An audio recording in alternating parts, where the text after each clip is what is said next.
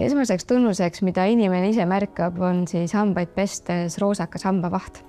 Samuti niiditamisel võid näha, et niit on roosa või siis hommikul tõustes võib olla süljes roosakat värvust. Igemete veritsemine ei ole normaalne nähtus ja see on ikkagi märk sellest, et midagi on korrast ära.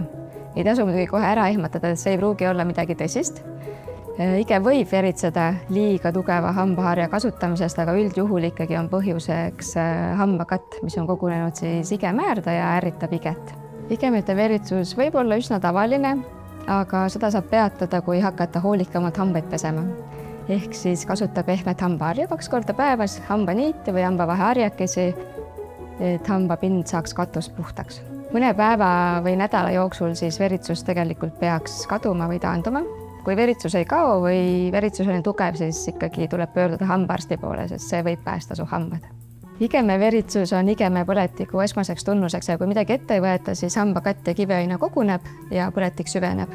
Ehk siis ravimata igeme põletik võib minna üle parodontiidiks, mis siis juba on krooniline hambakudede põletik ja millega peab kindlasti tegelema, sest see ei ole enam naljaasi.